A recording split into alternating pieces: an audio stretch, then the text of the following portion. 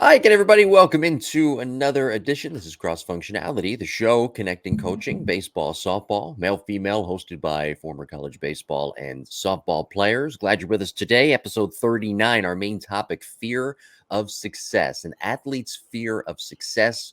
There's a lot of tentacles to this, so we'll get into it today. So let me bring in friend, co-host, softball national champion at the University of Alabama, and current day renowned coach, Cassie Reilly-Boccia. Happy Mother's Day.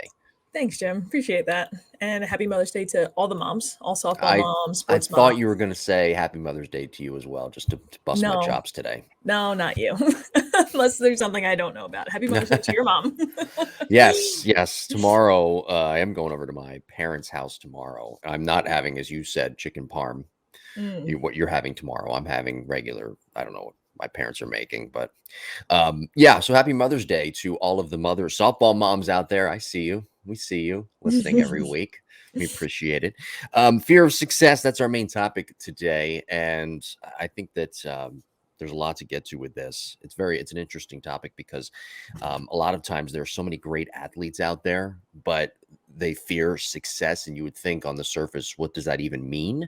When somebody fears success, is that even possible? But it is certainly possible. And I think that there's something that goes along with this, and it's the core of the problem, and that's the need to be perfect, and an Mm. athlete's need for perfection. And when an athlete strives for that perfection, but doesn't know the difference between doing the little things correctly and trying to be perfect, oftentimes that leads to that fear of success subconsciously without them even knowing that they're doing it.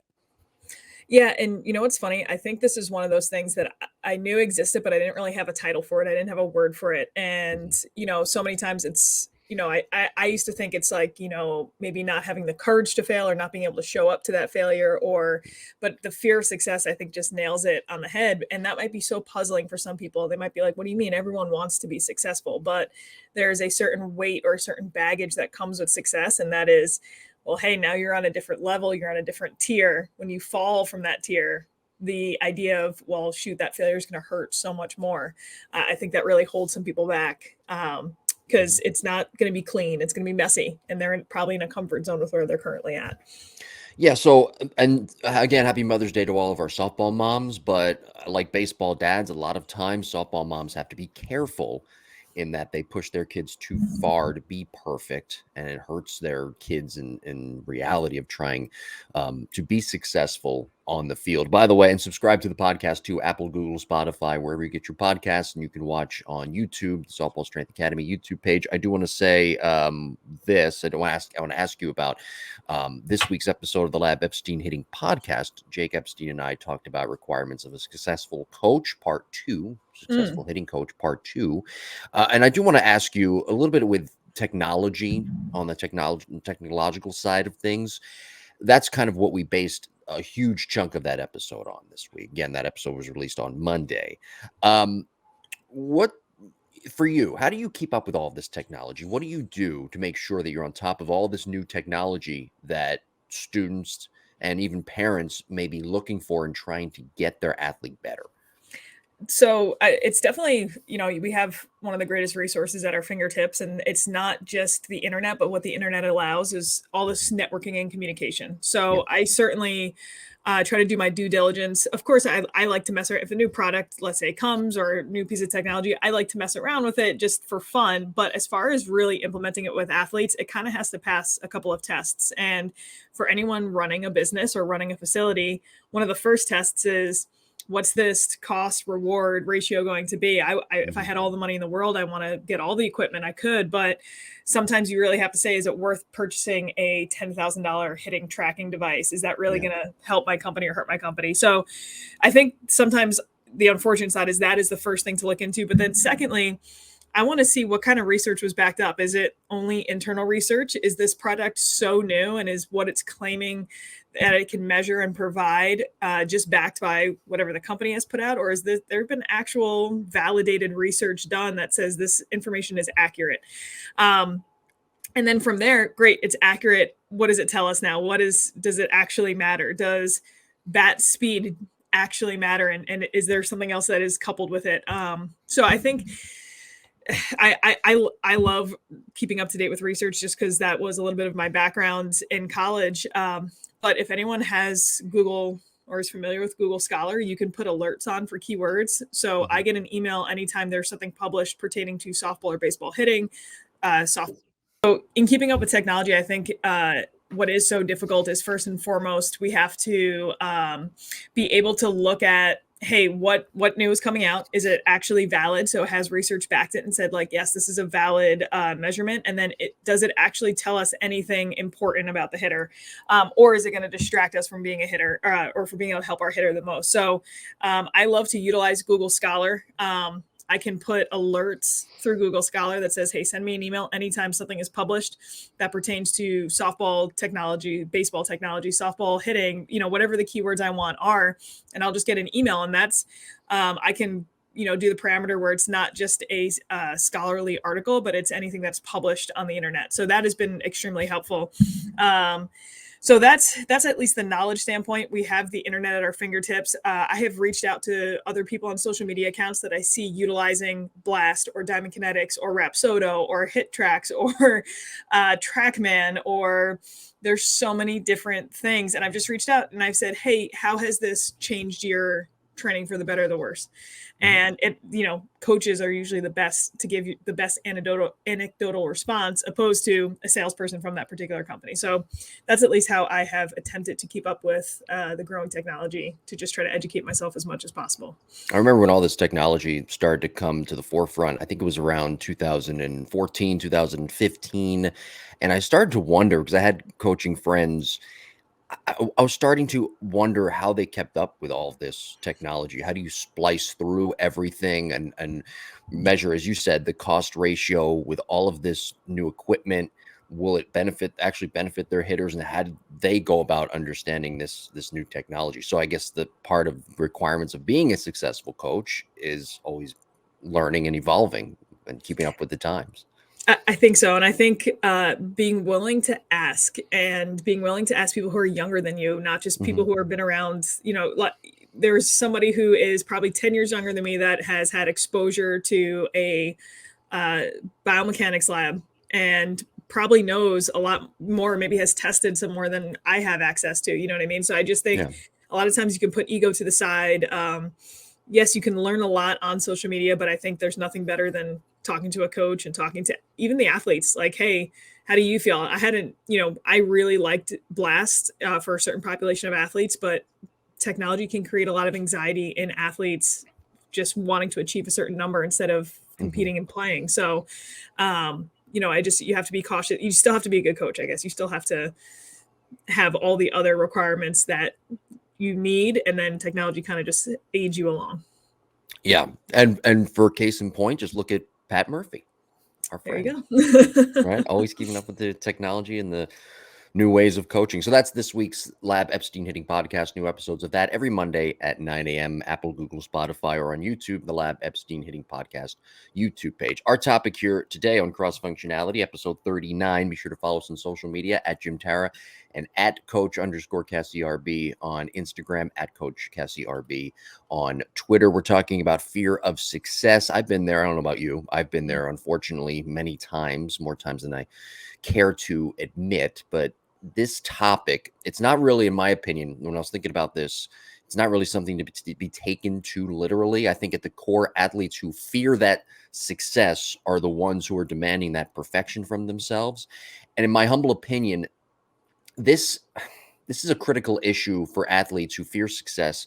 It's that trying to be perfect, and they can't match their talents with that on-field play because of their need to be perfect. And I think that for me personally, and you as well, you've been around enough successful, high-end type athletes that you're able to grasp that these athletes have this insatiable need not to be perfect, but to correctly execute. And they actually know the difference. And I think when a lot of athletes, a lot of times when they fear success and they get into trouble, Cass, I think it's because they're trying to be too perfect. And ultimately, in the end, that's costing them the rewards of all of their hard work. For sure. I mean, this is such a trickle down effect. And I don't know if this is, I mean, it must be so tied into what their perception of success actually is, because I've had plenty, I think I brought this up before, but I ask my hitters, hey, would we rather have a perfect swing, but we can't see the ball, we have zero confidence in it, but our swing is perfect, or would we rather have a swing with holes in it and our timing is there, our confidence there, and we're just a gamer come game time, but our swing doesn't look all that great. And the amount of girls that still say, well, I'd rather have the perfect swing. And I'm like, why? And they're like, because the swing is perfect. There's nothing wrong with it. And I think their perception of success is so tied into my mechanics have to be a certain way. And really, we've developed really good practice players, and that's where their confidence lies, is how well I can achieve in practice, because they can control so much more. They can put the tee exactly where they wanted to. They can dictate the drills. And now they're not setting themselves up for this failure. You get into a game, you have no control over certain outcomes. You're constantly needing to react and adjust. And if we let these athletes kind of just stay in that comfort zone of, oh, I was successful in practice today because I didn't mess up, we're going to ultimately hurt their future. We need to really push them outside those comfort zones, push them outside and teach them those recovery methods, those failure recovery methods, and that, hey, it's okay to be outside this comfort zone and look at our potential for success now. Now our potential for this other version of success we're defining is so much bigger. What about fear of consistency or lack of confidence in that consistency? How does that relate and tie in to fear of success? Yeah, you know what? I think the fear of success has so many different heads, right? You have the perfectionist athlete, and everyone maybe has a vision of or an idea they've played with someone's like, okay, they have that idea. And then I think we all have the idea of someone who is kind of good, like they're right at this like steady as she goes type feel, like they work as hard as they need to, they just about get the job done. But in order for them to achieve that next level, like let's say they do go out and they say, you know what, I do want to be an All-American, I do want to go to college for this. Well, they know in their head, I'm going to have to show up to the gym every day. I'm going to have to, not every day, but a good amount of time. I'm going to have to put in the work every day. I'm going to have to get really disciplined with certain things. And that is their perception, that they have to be this very consistent person. And either they don't lack the confidence in that they can be that consistent person, or they don't want to do the work. They're almost like, that's a lot of work. I'm kind of good right here. And so it almost is like they start to pull themselves back. They are starting to reach that next level and they're like, nah, I'm good. I'm going to hang right here.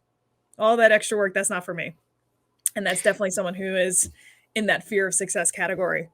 It's amazing though, the lack of coaching too. And I know it falls on the athlete, but the lack of coaching when they get to that point and they say, well, what you just said, I don't need to continue on or stick with this routine, stick with this type plan and see it all the way through. It's the lack of patience, I guess, is what I'm trying to say. Yeah, I think so. People definitely, it's that instant gratification. Well, I put in a little bit of work and that should be enough. That should be enough for what I want to achieve. And I'll actually see it a lot more with our guys who are trying to increase their arm speed or how hard they throw. Mm-hmm. And most of the time that is almost a 24-month endeavor to try to get an increase that they want to see. And they'll get to the end of 6 months. Like 6 months is a decent bit of time. And they're like, why aren't I seeing these massive jumps? Why am I not throwing 95 miles an hour yet? And it's that, I think the ability to buy in and say, this is not just an outcome-based objective that we're going for. This is a process-based objective we're going for.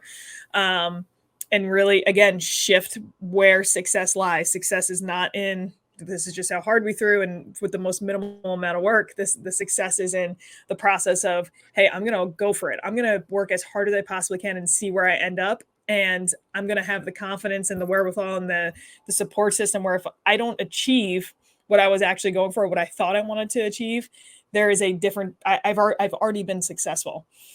Mm-hmm.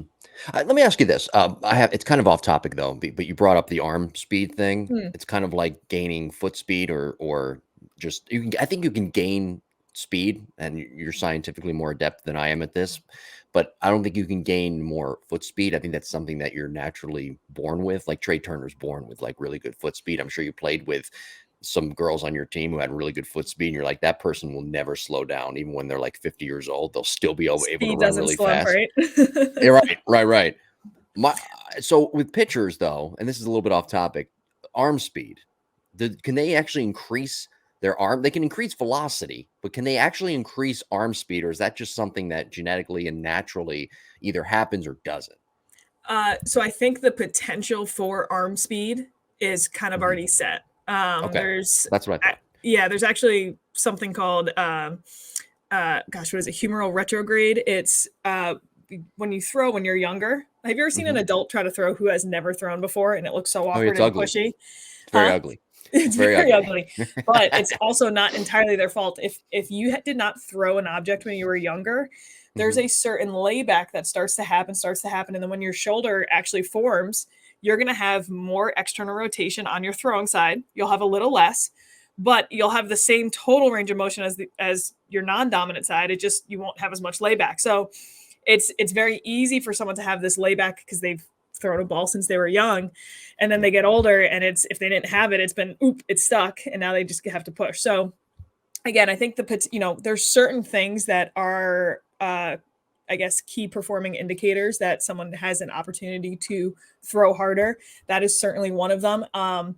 Your mobility, your strength, but at the end of the day, it's not necessarily how we say how fast your arm moves. Same thing. It's not as fast as it doesn't necessarily matter how fast your bat moves. What's the sequence of it? What's the timing of it? Can I time it up so that it is going at the most optimal moment? It's accelerating at the right moment. So that's why when you try to throw with your opposite hand, it's pushy, That right? and That's probably coordination, but yes. yeah, probably part of yeah. Well, that's probably part of it, I would Hmm. think. Unless you're Yeah. like unless you're like Anthony Rendon who doesn't naturally switch it but decides to hit a home run from the left side just for Some shits and people giggles. Was have that that last year? stuff I you think it was. just can't teach, right? I know. That's why they're in the big leagues. Yeah. Um So when we're talking about fear of failure, embarrassment, how does that all tie in with today's topic again, episode 39, fear of success, athletes trying to kind of protect themselves a little bit.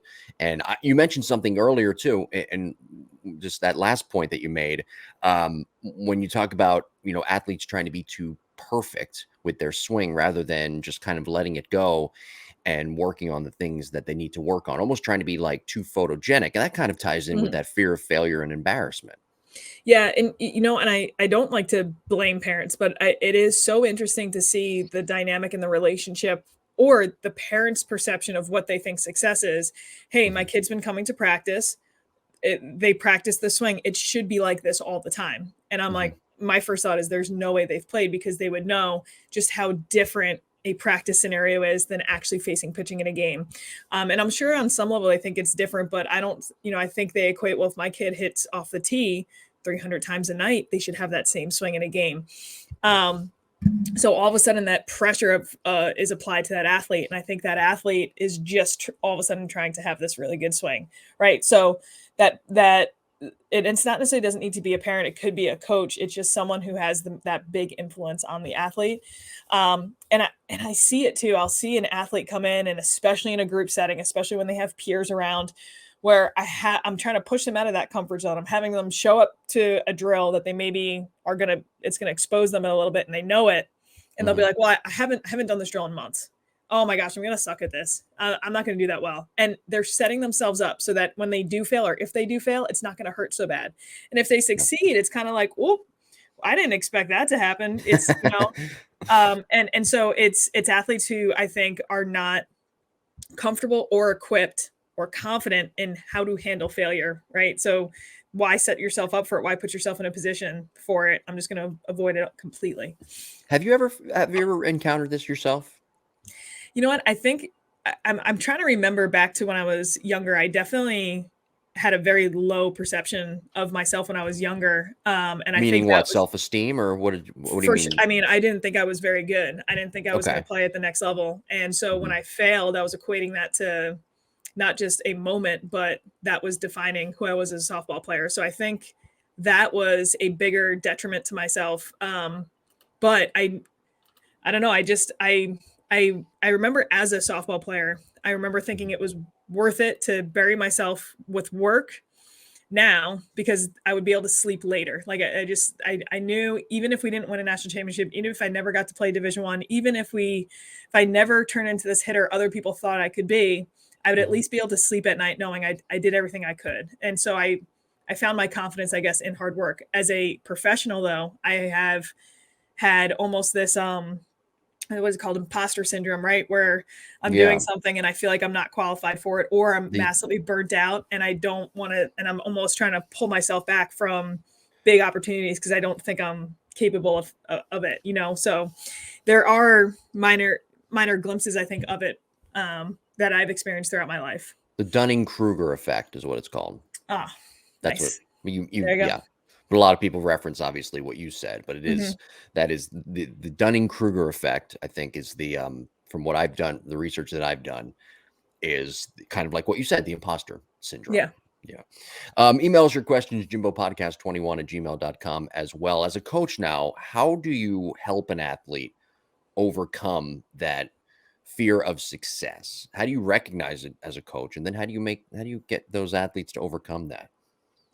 So I definitely think it starts with that conversation just to bring awareness, because I don't think athletes really realize it. I don't think many people realize that's exactly what's going on. But for instance, that athlete that shows up to the T and says, "Ugh, I'm going to suck at this drill," and I call them out Yeah. and I get a little stern with them, and I think they're taken back. And I said, I would never let you say that to, you know, Ava, who's in the session with you.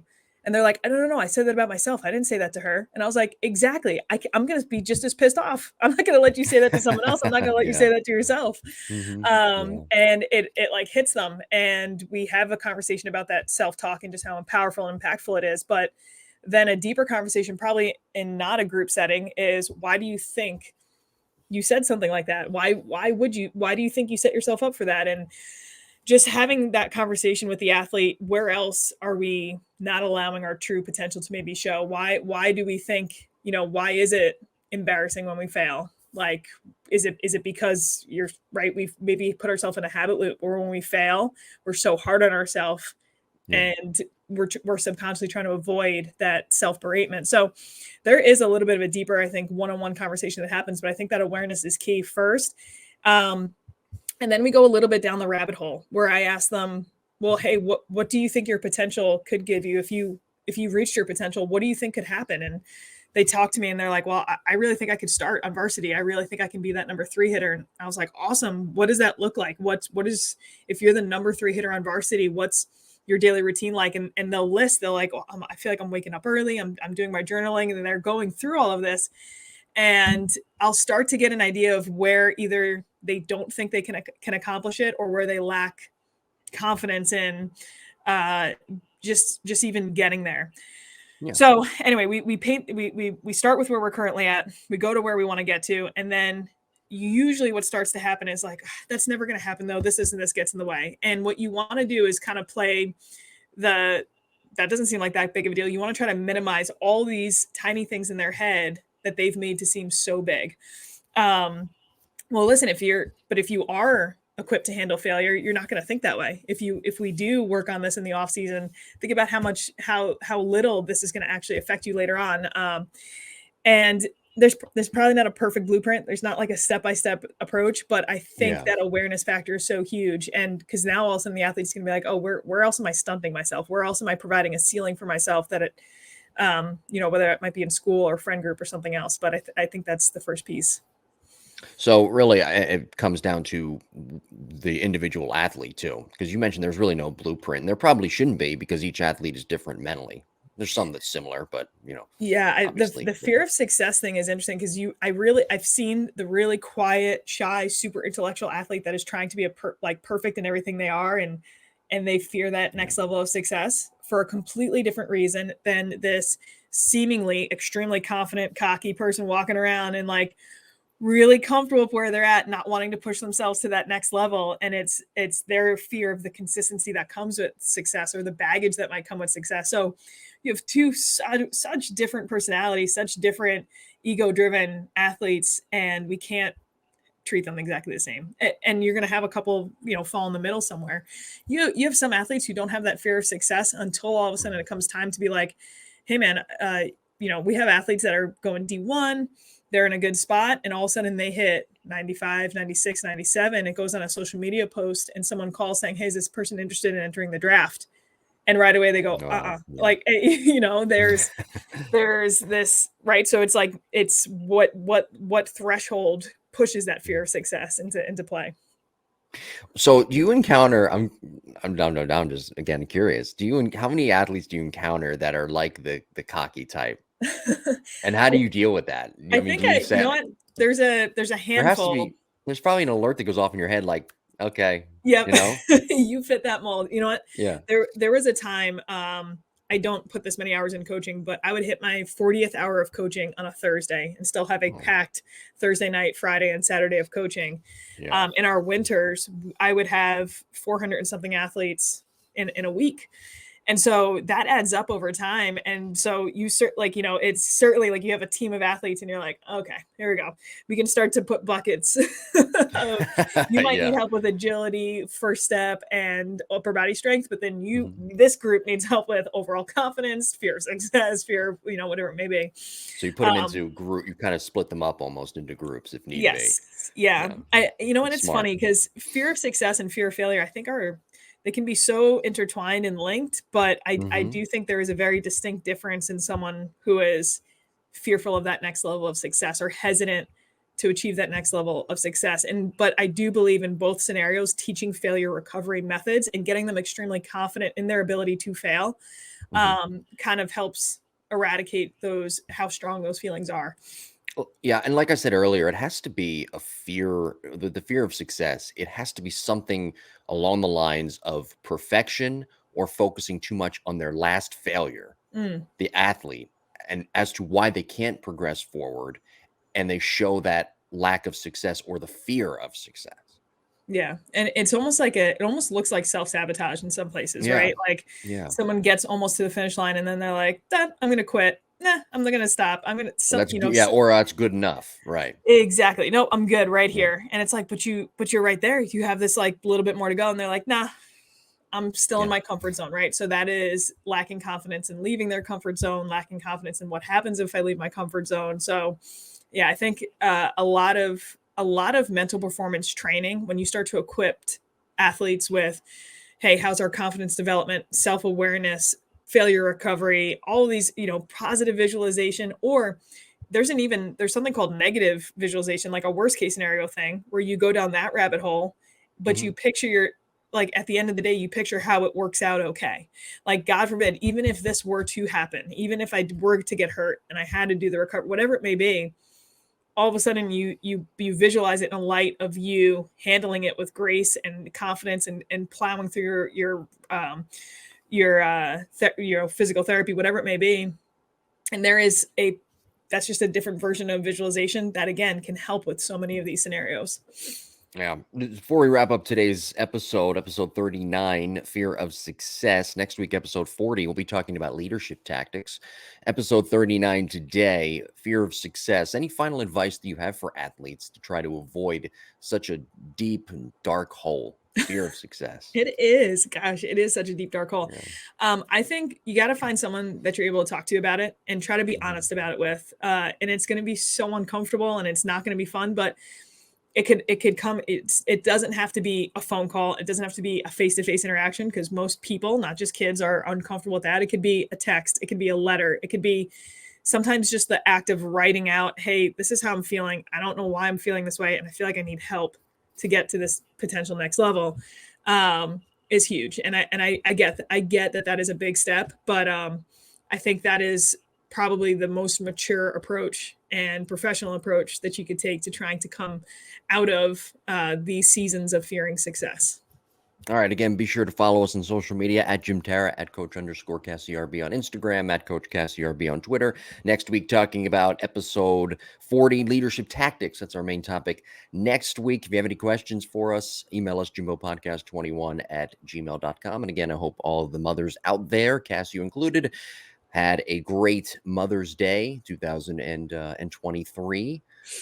Anything coming up that we should know about at Softball Strength Academy? Anything that we should know We about? have Anything to our plug? summer schedule starting, believe it or not, college. Wow. So this weekend, right now, we're filming this on a Saturday, but this is conference tournament time. So if Hmm. there's a lot of conferences out there where if you don't win your conference and you don't get the automatic qualifier to the big pool of 64, then your season's over. So we have a lot of athletes starting to finish their seasons and coming home. So next week, college season starts. We got a lot of athletes coming back in the building to train, which I'm excited about.